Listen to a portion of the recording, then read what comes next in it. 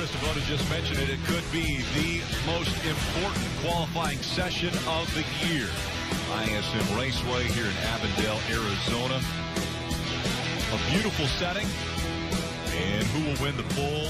Does Denny Hamlin win? And does he have to win the race to advance, to be a part of the championship? Or could it be Ryan Blaney, who showed great speed in practice? Maybe Kurt Busch, Matt DiBenedetto, Brad Keselowski, or how about a guy who's won the race the last 2 times here, Kyle Busch in that 18. He'll be out on the track in just a little bit. First onto the track is going to be the 00 of Landon Cassill in the Starcom Fiber Chevrolet. Rick, I think what's interesting about this qualifying session is trying to gauge the grip of the racetrack. There was a truck race last night at K&N Series practice this morning. We just saw Xfinity qualifying. How is the track different from where it was yesterday when they were on the racetrack last? And with that, the traction compound, which was put down at the beginning of the weekend, was also reapplied this morning early. And so will that come into play?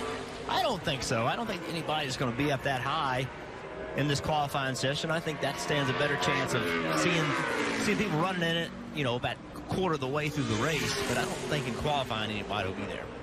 Shortest distance. Yeah, Landon didn't make the shortest distance right there in 3 and 4, a little bit middle groove.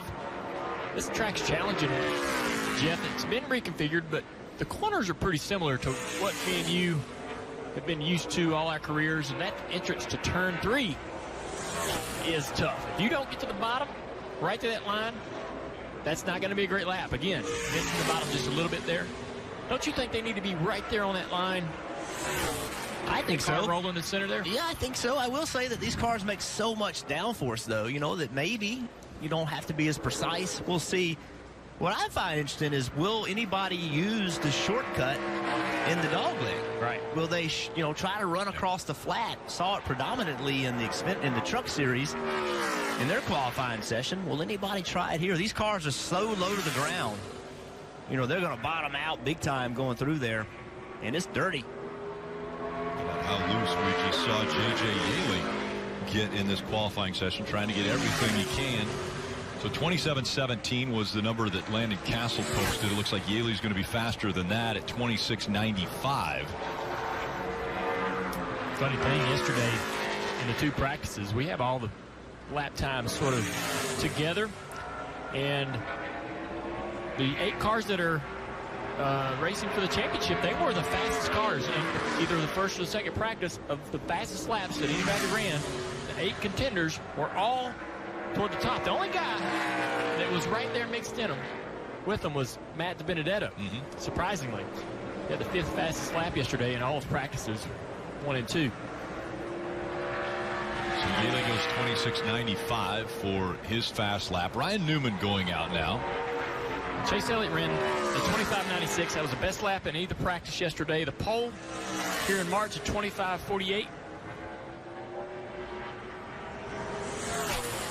Will we see that challenged today?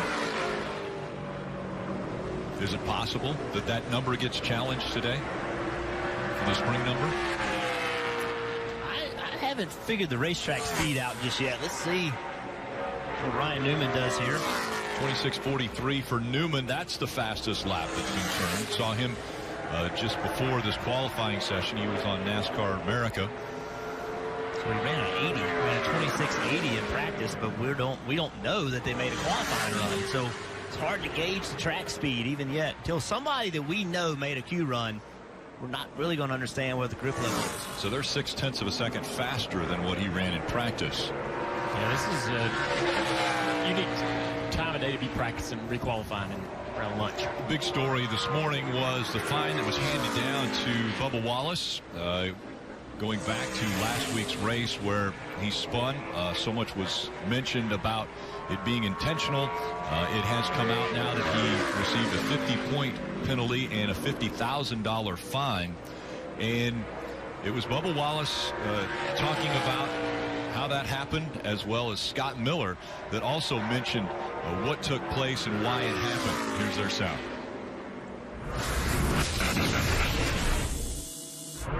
So are you worried about anything? Or like what? Until they do anything, no. not the only one to do it. Yeah. Like I'm racing for myself, not for Larson, not for Chevrolet. At that moment, for myself, going multiple laps down. The reaction today was after a complete admission of guilt. So that's really what led to the penalty happening today. But do you think it will impact how drivers react when they have flats going forward? Well, I hope so. All we can do is wait and watch and see how we need to react next. Hopefully we don't. Hopefully it cleans itself up. But are you guys sending a message of like they shouldn't say anything if they do it, or to not do it? Like, is this more about his comments than the actual incident? No, I mean it's. So here's the deal. It's not very straightforward to determine whether that is done on purpose. So we've all watched the cars drive down the straightaway with a flat tire, weaving all over the place. So for us to make a definitive call that a guy spun out on purpose when he could barely keep his car going straight is a big call, and it's a judgment call, and it's a call that we would like to not have to be able to make. So hopefully they can know that the possibility of this happening is out there if it's very blatant, and that they don't do it. Driver's right decision? I think it's the right decision. NASCAR has been very open about saying we're going to give the drivers the benefit of the doubt. Having a car with a flat tire, it's hard for them to say exactly what happened, and they don't want to penalize somebody without 100% understanding exactly what happened. Well, when someone admits it, that's part of the information, right? They take this information when a guy says, I did it. Right? That's pretty easy, right? If you don't find a guy after he said he did it, then when are you ever going to find a guy? Yeah, I don't, the fine and the points don't really bother me. I wouldn't have probably fined Bubba or cared about giving him a point penalty, because I don't think that's really going to register with the individual drivers. I feel like that you sit that guy down in a private conversation and explain to him how detrimental that is to that event, to the guys that it affects. I know he's not supposed to care about Larson and all that, but it manipulates the race when you do it. And I think if you sit down that driver and have a real honest conversation with him about what's all at stake here. Guys are racing for the championship, and does he want to put that target on his back? Is that guy that affected someone, the outcome of the race with the decision he made? I just don't feel like the fine and the points send that message. I think that private conversation will, and hopefully that they had one of those. Hopefully they sit down and have that discussion with those drivers individually, and the garage kind of polices itself. I think that if Bubba did something that altered the opportunity or race for another driver, those drivers need to go up there and tell him that. I like the private conversation, but I don't think that sends a message to the entire garage. And not only that garage, the truck garage, the Xfinity garage, the late model race on a Saturday night, right? I think that message publicly is better served for the entire industry. I think you do both. I think you bring Bubba in and have that face-to-face conversation and let him know exactly what you think, but you also have to let the entire industry know what will and will not be tolerated. How about you, Steve? Where do you stand on this? Well, what I was happy to hear more than anything is that NASCAR doesn't want to get into the business of judging intent. It became very clear to me that it wasn't as clear as Kyle Larson perhaps or others had hoped that the SMT data provided, while they feel as drivers he did it on purpose. I've never driven, and the data, while I could surmise an opinion, it's still an opinion, and I like the fact that if we're going to have penalties like that, it needs to be with 100% certainty, and that's what I heard out of Scott Miller. He said this is not a reaction to him spinning out a week ago. This is a reaction to his admission that it was completely on purpose, and they left the door open. Of all the quotes I read, they left the door open that if without certainty they are sure a driver has spun out or created the yellow on purpose, they will react. And I think that's what the garage needs to hear. I agree with him that I hope this cleans it up, because there's too much on the line. Jeff, you and I have this conversation. This format is exciting. It's great. The fans deserve it, but they deserve to see it happen as organically as possible. NASCAR has done a nice job of keeping the yellow for miscellaneous debris put away. And I think it's time that the garage doesn't need to create any yellows that are unnecessary. But I don't think it's the end of the conversation. I think it might quiet down for a couple weeks, but there's a lot of racing left in 2020. It'll be interesting to see what how the garage reacts. So I think David Reagan may have said it best. Great quote. The cost of tuition is high in the school of experience. Perhaps that sums it up the best. Yeah, totally agree. Paul Menard is fastest so far of the 10 cars that have gone. Menard 26-27. Qualifying continuing. Phoenix.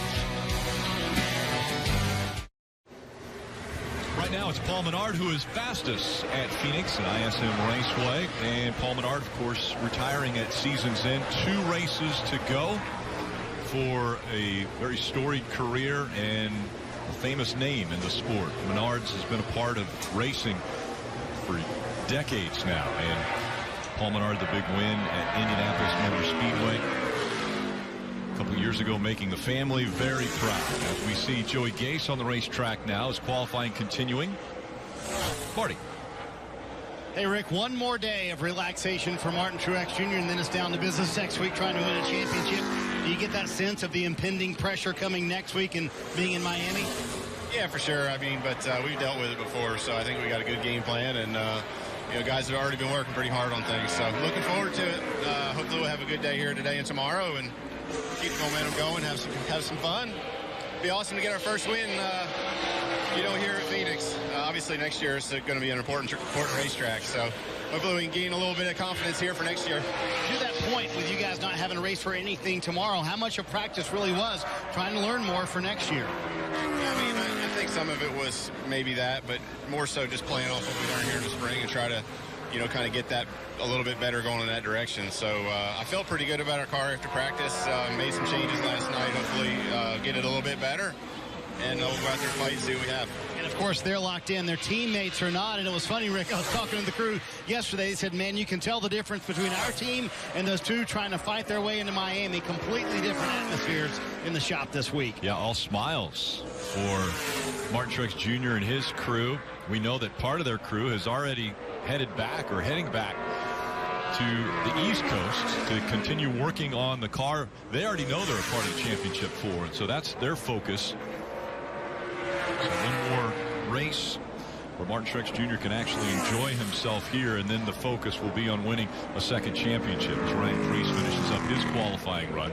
He's 5th quickest right now as Joe Nemechek will now take to the track. It is a father-son weekend for the Nemechek family. John Hunter Nemechek, Joe Nemechek will be racing in all 3 series. They raced in the Truck Series last night. They will race in the Xfinity Series today, and they will race in the Cup Series on Sunday. So father-son weekend for the Nemecheks. Joe Nemechek has raced forever. I raced with him in the Xfinity Series, and his family's been a huge part of this sport for a long time. Joe works really hard, has worked really hard, trying to help John Hunter own that truck team, built late models, Allison cars, Allison Legacy cars, all kinds of things. It's been a huge role in John Hunter Nemechek's development. Front row Joe back in his heyday for Joe Nemechek, the 56-year-old from Lakeland, Florida. 11th quickest on his qualifying run here at ISM. Bailey Currie now on the track in the 52. And his first Cup race at this racetrack in the spring. Probably the most pressure on any driver coming into this race, especially in the playoff situation, is Denny Hamlin, right, Marty? Well, I don't know. Let's ask him. Rick's up there saying he thinks maybe more pressure on you than anyone. You agree that the pressure is on the 11 team this weekend, Denny? I think pressure's on more when you have to be in a defensive position and still be good and offensive, but you also have to defend. That's the most pressure. I think we're in a good spot in the sense of, you know,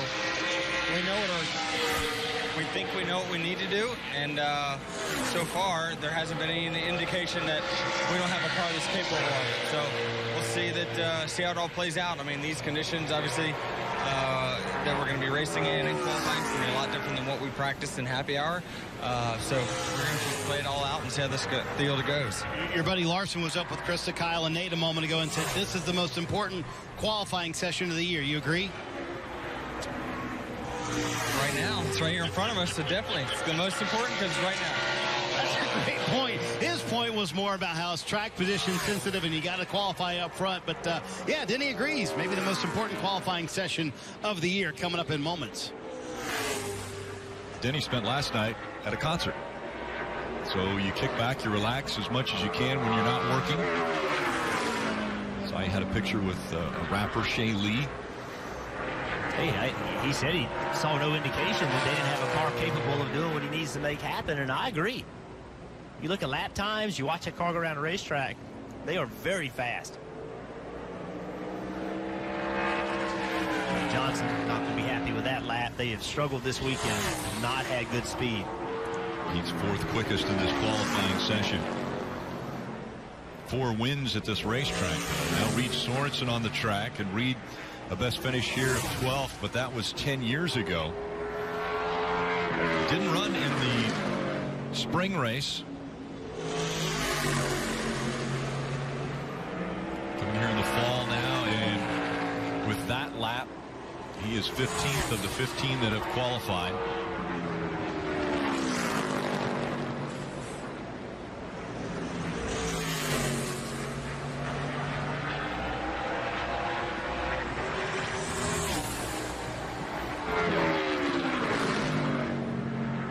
See a second and a half off of what Paul Menard has posted. Marty. When we last checked in with Ryan Blaney, he was not very happy with his mock qualifying run. Did you ever get to make another mock qualifying run yesterday, and were you happier with that? Yeah, I thought we got closer, which was good. We just kind of missed it the first one, so we wanted to redo it. Qualifying is so important here, you know. But you know, at the same time, you got to have a good long run car, so you want both. You want to be greedy, but I thought our Dex imaging for Mustang was pretty decent yesterday. Hopefully, we made the right adjustments for qualifying. Trim to set down a good lap. Speeds are pretty quick right now, and looks like the 14 just set a faster lap. So hopefully, we can run a flat or something close to where we can see the front. Everybody was talking about how critical it was for track position in the spring. You qualified up front, so how important was it? Oh, it's big, you know. You get the #1 pit stall, too, and where the camera is here, that's really important to be up towards the front of pit road. And then, obviously, you get a good head start on the day. You know, you're not stuck in traffic. But I think qualifying is important, but I think they did a pretty good job of putting that traction compound down. I think we're going to get to it at some point of the race, so hopefully that'll help the passing, but still at the same time, you don't want to qualify way in the back. It just makes a really tough start on your day. And Ricky mentioned it, Clint Boyer went fastest there, but that's like the third driver that's told me with the traction compound moving down a little bit, they think it certainly will be a factor tomorrow in the race. Right now with Boyer up top, that's 4 Fords and then 4 Chevrolets are the top 8. Boyer, Menard, Newman, McDowell for the Fords, then Johnson, Wallace, Priest, and Austin Dillon for the Chevrolets. We saw in the truck race last night the truckers using that traction compound down in turns 1 and 2, and they weren't using it much in 3 and 4 here, but they changed that overnight. They moved that traction compound down the racetrack, and I do think that it definitely brings the opportunity and the chance that they will get that high in even the Xfinity race and the Cup race tomorrow. And you love it at a track like this. This is a really slick racetrack. It does not or has not yet widened out and developed a second groove that's consistent and an advantage. But now with this traction compound, it's an opportunity for guys to move around the racetrack, create some speed, get some runs down the straightaway. I do think it will make the racing a whole lot better than what we've seen here in the past. We saw Clint Boyer go to the top of the board. We were watching him yesterday in practice. He looked really good. He had really good speed. Also, Blaney in that interview, he talked about that camera and how close pit out was to that #1 box. Well, there it is. You see on the right-hand side of the screen, see that ladder that's leaned up against the pole? Yep. That's the line. And that white line. Yes, that's the camera. So look at how close the end, that 2 car. Look how close his pit box is to the end of that pit road speed. It's not the yellow line, it's the white line. Yeah. Yellow line is pit road speed, but actual pit out is right there, and that is a major advantage. To sit on this pole, this is one of the racetracks, Steve, that it's a big advantage. This can be a major help if you can sit on the pole for one of these guys trying to get in to Miami. Yeah, for really two reasons. You mentioned the timing line, which is very important, or the camera line, very important, so you can see, but you're also being the last car to get into your pit stall. This is a race that it may not be 4 tires every pit stop. As silly as it sounds, you get to see everybody else stop in their box all the way around the corner. You can see if they have left side tires set over pit wall. You can see how long they expect to be in their box. You might change, not just have an advantage to your camera, but change your absolute strategy. You might be thinking 2. If everyone takes 4, all an audible. Why not? Put 4 tires on it. So 2 advantages to the number 1 pit stall here at Phoenix. It's Corey LaJoie, and his first lap, he goes 11th quickest. He's aggressive.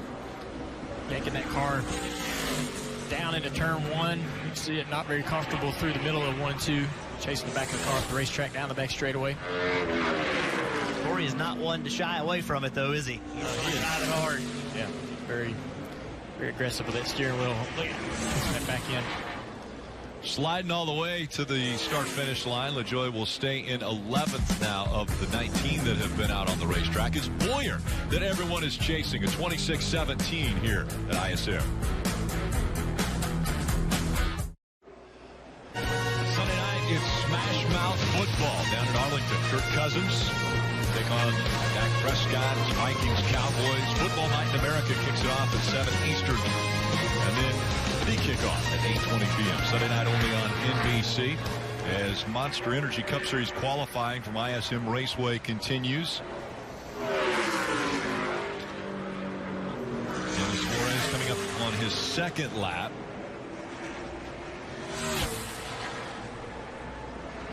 .26.20 for lap number 1 on Suarez. And that puts him 4th quickest. So now there's 5 Fords at the top of the qualifying list here. Boyer, Menard, Newman, Suarez, and McDowell. You see Suarez look like the second lap is going to be faster than the first one. He did a real good job in 3 and 4. Just didn't really, he didn't lose any time over there. Had a great run last week in Texas, trying to keep that momentum going. His second lap was faster, and he ends up 2nd quickest. And now it's Martin Truex Jr. Marty mentioned he's kind of carefree and easy here at ISM Raceway. He already knows he's locked into the championship 4. The pressure here, very minimal, but the second the race is over, that pressure escalates. How about that lap time? Top of the board at an 87. It's almost a 10th and a half quicker than what Boyer ran. He took advantage of cutting that tri-oval past the flag stand. Looks like it might be faster here. I think this team, after last week, they ran bad. There's no other way to say it. They just did not run well. And you do not want to enter the playoffs without momentum. I think this team is going to come to this race tomorrow and bring everything they have to recapture that momentum going into Miami. So now it's a Toyota that's up front. 25.83 is what Martin Truex Jr. was able to post there. Ricky Stenhouse Jr. will be the next on the clock. And the swap with JTG Doherty Racing. Ricky Stenhouse Jr. going there, and Chris Buescher heading to Roush Fenway Racing for next season. We were talking about this racetrack and how putting that traction compound down may impact the race. It's interesting watching Stenhouse. His line getting into turn 1. Both left side tires way below the yellow line on corner entry. That time he didn't do it. Just right there a little bit, but not as much that time. That flat part of the racetrack, you can put your left side tires on that, and many times it helps the car turn. You see it used a lot in the race. Yeah, the banking down here in 3 and 4 a little bit sharper, so using that apron, you won't use it as much. You might see some drivers touch it with the left front tire, but you definitely don't drive both left side tires onto the apron in 3 and 4. Too much of a transition there. These next 2 cars interest me quite a bit because Boyer in 2nd, Suarez in 3rd. Well, here we're going to have Almirola after Almirola, Kevin Harvick. So the other 2 Stewart-Haas Racing Fords, and Jeff, you just talked about momentum for the 19 car. Well, this 10 team right here has a little momentum. Came off a second place finish at Texas. When you talk to Eric, you can hear a little bit of disappointment. They wanted to run better this year. They wanted to compete for wins, go a little bit deeper in the playoffs. But teams like this 10, where they know they have their driver coming back, they can look ahead to next year. We talk about how important this race is going to be next year for the championship. Well, they've been fourth in the last 2 races here, so can they keep the momentum up here out in the desert? They're not in the conversation for Miami, but you can still be in the conversation for the race. I'm waiting to see him, and then his teammate, he goes right after him. As you see, Almirola looks like he's going to match his teammates. Boyer, I think he's going to be actually faster than Boyer. Jumps up to second. So, Steve, one thing, too, about this team, they're always chasing this car, right? Yes. And so, maybe a shakeup this offseason. This is something that teams are evaluating also, right? You know you're not in the playoffs anymore. It gives you a chance to catch a breath. Maybe some things need to change. Maybe, this one car can't always be the best car, right? Are they going to make some changes? Are they going to just, I'm not saying get rid of people, maybe just shuffle them around, put them in different positions in an effort to get some speed in regard to how far off they are of Kevin Harvick in the 4 car. Well, to your point, Dale Jr. and I know this, right? That's what happened at Hendrick Motorsports. I went from Jeff Gordon to Dale Jr. All the same people stayed at the same company, and it actually improved all the cars. So we've seen it work in companies before. Harvick was in the green there for just a moment at a racetrack where he is dominant. And rolling in through 3 and 4. Didn't quite get to the bottom. Seems like that car's just a little bit loose, but he is driving it. He is second quickest. So it's Truex, Harvick, Almirola, Boyer, and Suarez as we see Denny Hamlin now. What will Denny Hamlin do in this qualifying session? His teammate already has posted the fastest lap. This lap's could help set the stage for their strategy for the rest of the day. I know that sounds crazy, but if you go out here and sit on the pole and you think you can go dominate and get a lot of points, that changes what you want to do, potentially. If people you're racing in points aren't getting those points, aren't getting those points for stages. It's going to be a point battle. We know at least one's going to get in on points. His first lap was a little bit slower than what Martin Truex Jr. was able to do. This one's getting closer now as he comes into 3. Cross that apron that you talked about. It's close.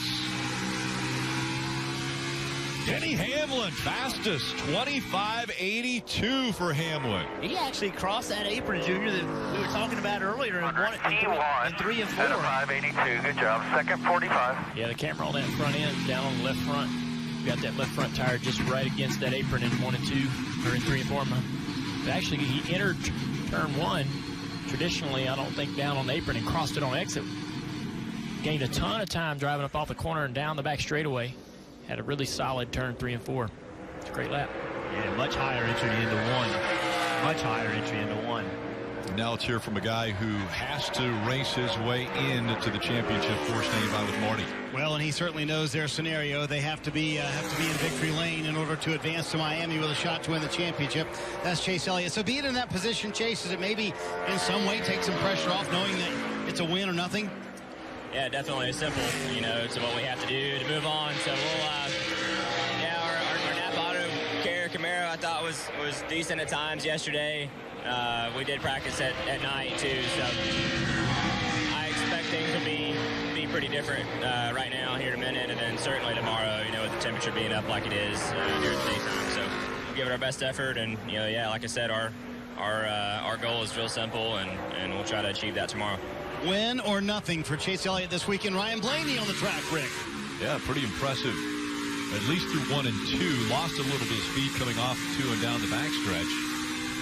Blaney had a really good car in practice yesterday. Look at this lap. The second lap should be faster. In the green right now. Can he carry that speed through the middle? Now corner exit, he got hurt a little bit. Yeah, that just shows you how good Denny got off of turn 2. Denny gave up a little bit getting in to maximize that speed down the back straightaway.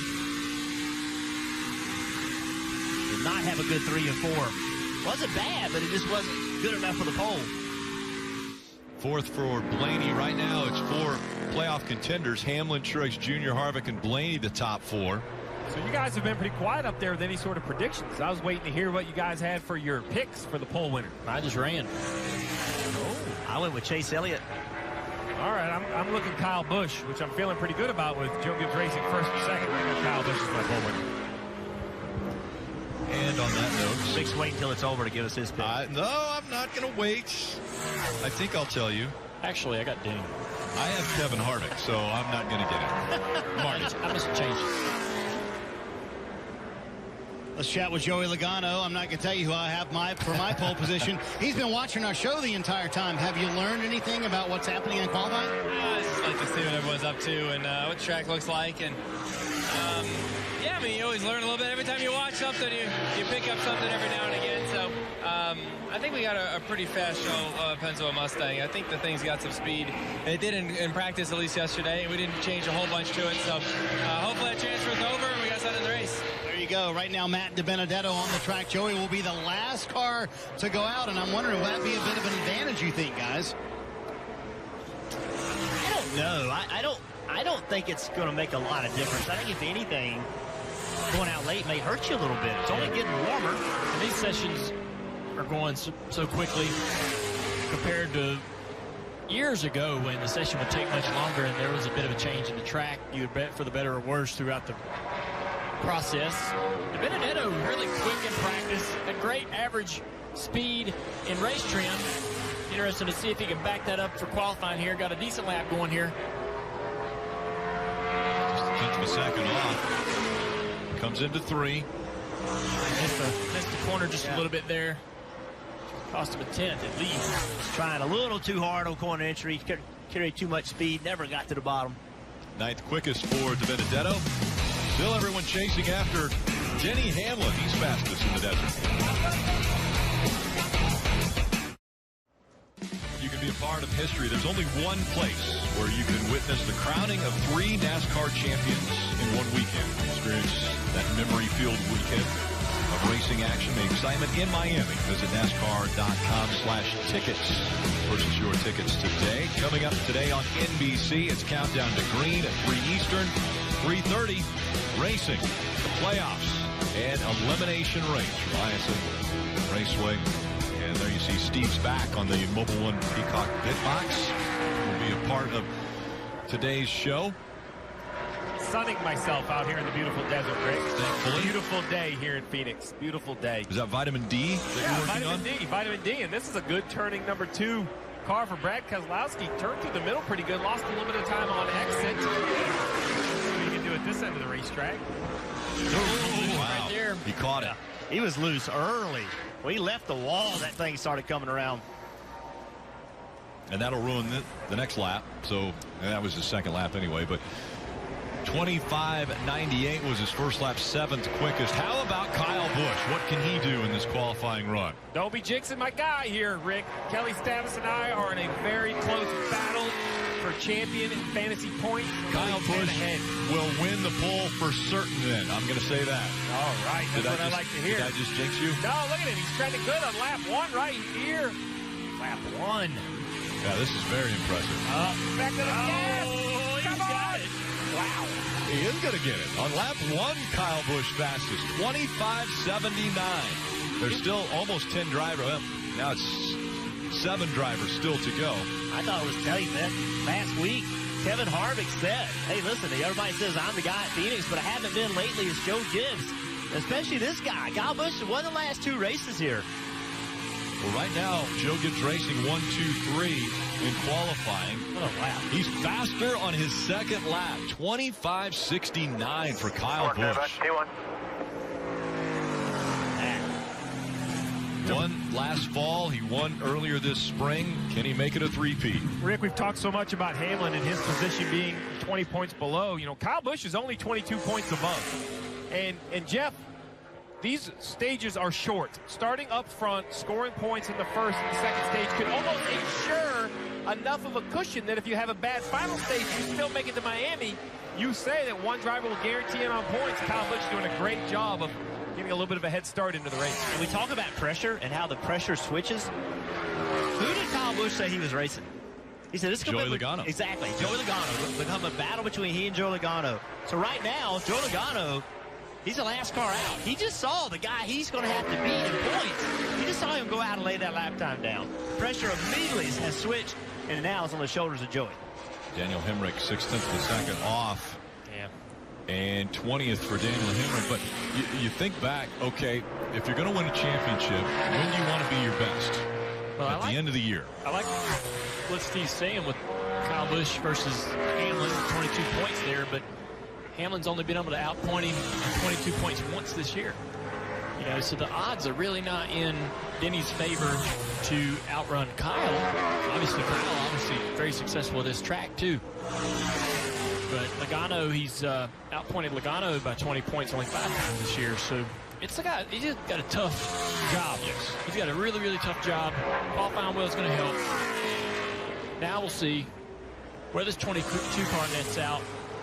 If for whatever reason he qualifies mid-pack or poorly, like he tends to do at some of the mile-and-a-half tracks, I don't know if he'll be affected by the aero as much here.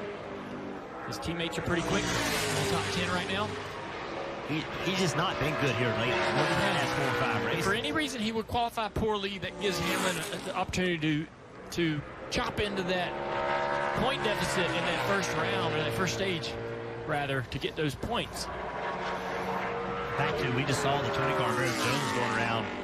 I'm going to call him Kyle Busch at some point. I was going to say, that paint scheme, we've seen it with Kyle Busch many times. Now it's William Byron on the clock. Pretty easy. Kyle drives an M&M car. Oh, okay. Really okay. easy. Thanks for your help on that. Hey, just to be clear, Dale Jr. just jinxed himself. Yeah, When he it did, happens didn't he? on Sunday. Hey, we'll see how it goes. All right. Bring it. William Byron on his first lap, his 15th quickest, 26.24. About 0.3 of a second off of what Kyle Busch has put down as the lap. Talk paint schemes. I like this paint scheme right here. It's simple enough. It really jumps out at the racetrack. Good looking car. That's exactly what Kyle Busch will look like tomorrow for the race, and the car looks a lot like it as well. And look at the throngs of people that are there to get autographs from Kyle Busch. The garages here are fascinating. They just so much access to the drivers, and the drivers do, and the teams do such a great job. Kyle Larson off the pace right here, not the lap he's needing. Looked like a little bit wide in turn 2 there. Expect a better lap on the second lap. Cuts the dog leg into turn 1, and he's close. A lot better lap. Did he lose it there in the center? Yeah, I think too much speed on corner entry hurt the center a little bit. This corner's so hard because you got to drive in there deep enough and not too deep. If you do, you miss that bottom. He did a pretty decent job there. Only about a half a 10 slower than Kyle through that corner. Ends up in 4th. That's a good starting spot. It is. Now only 4 to go with Buescher, who's on the clock. Look at the people taking pictures, getting autographs. Kyle over there, even though he has the fastest lap, signing autographs, taking pictures. And think about it, all the pressure on Kyle Busch to get through this weekend, have a chance to win Miami. Things have not gone well, right? Hasn't been a Kyle Busch type second half of the year. Yeah. Still taking time with the fans, spending time. That's what separates this sport from others. And Buescher had a good run going there till corner entry.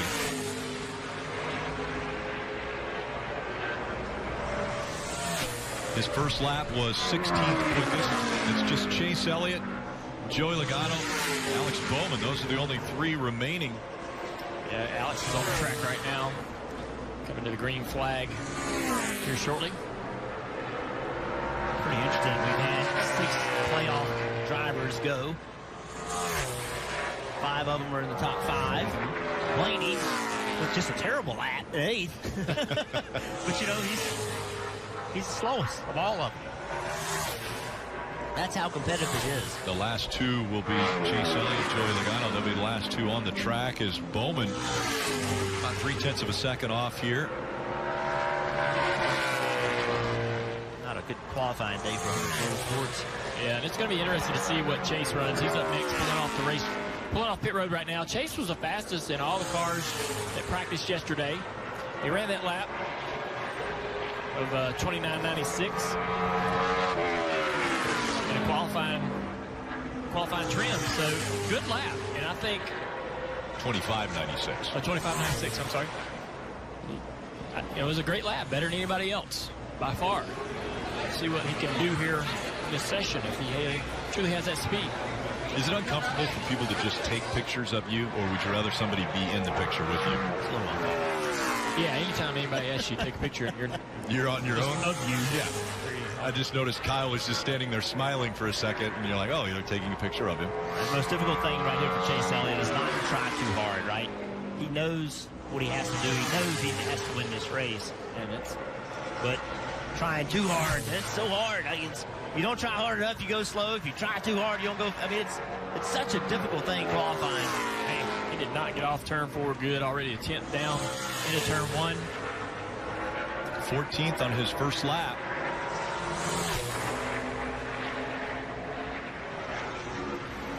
So the worst he will end up starting will be 15th. We'll see if he can improve here.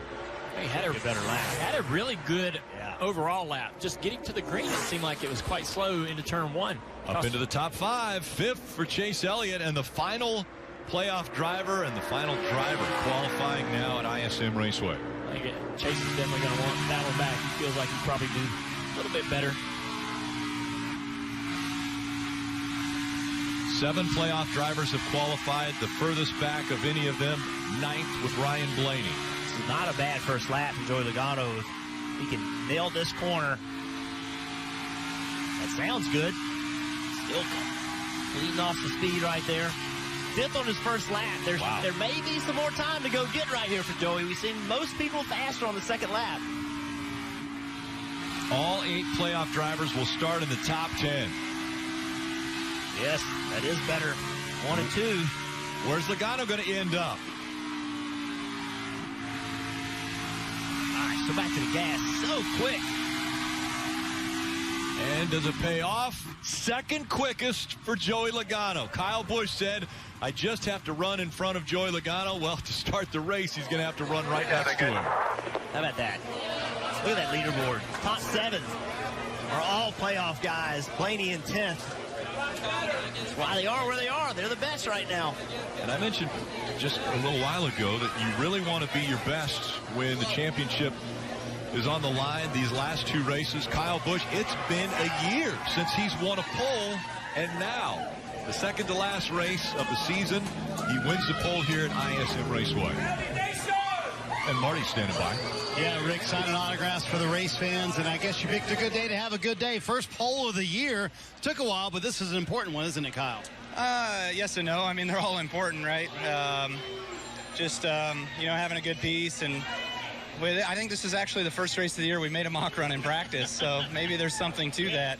But guys did a great job. Can't thank Adam Stevens enough, and we fight hard each and every week trying to figure out what we need to do to continue to improve and get better, and a lot of other guys have certainly done that over the year, and hopefully today bodes well for tomorrow. I really don't know. The schedule's all different with all practice on one day and then, just qualifying today. But overall, proud to start up front. This is a very important race and very important with track position and such. So hopefully it's good for tomorrow. It will be an interesting battle because the 22 will be starting right beside you. And you said before we even got to Phoenix, it's going to be a battle between the 22 and the 18 all weekend. So are you going to be keeping an eye on the 22 or just worrying about your race? Well, when we first rolled out in practice on yesterday, they were way faster than us. They actually drove up to us, passed us, and went on, So we improved our car a lot, though, from that. And hopefully, we can keep them behind us and not have to allow them to pass us. And we can go out there and just block their air and keep the track position that we need to keep.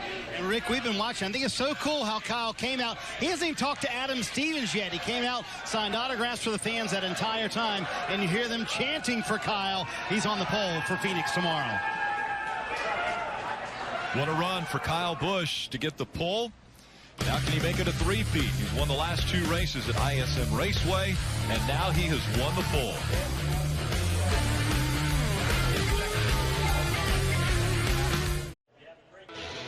Mobile One Peacock Pit Box is about to get really busy as Xfinity Series Countdown to Green is taking place just on the other side of the break.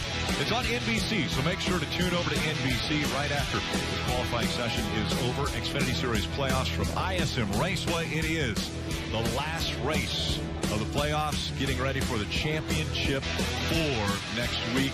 And, of course, local news at 6 o'clock after the race this afternoon. So, Jeff, we see Kyle Busch go out there and win the pole. It's his first pole of the year. He knows he's racing against Joey Logano, and the two will start next to each other. That's awesome for us. Yes. I mean, right there. What's great is that pretty much all the playoff guys are all right there in one big knot, and even Blaney's not that far behind. And I look a little bit further down the list. If there's Denny Hamlin in third.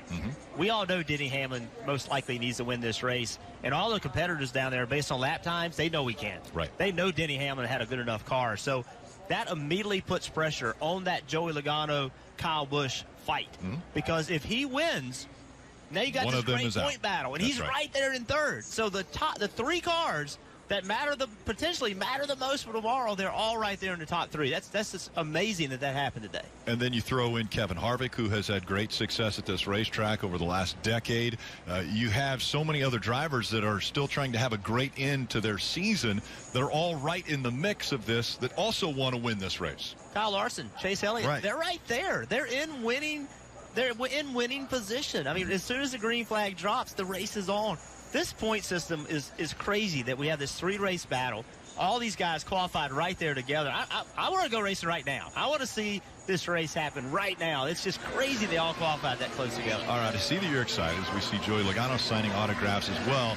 How about the Xfinity race, which is about to get underway here in just a moment, again on NBC, so make sure to switch over to that. But who do you see as far as the favorite in the Xfinity Series race? Christopher Bell had the best car. He had the most speed, but the guy I'm watching all day long is Justin Allgaier. Justin Allgaier, he's the experienced guy that needs to race himself in, have a good solid day. He was really good in practice.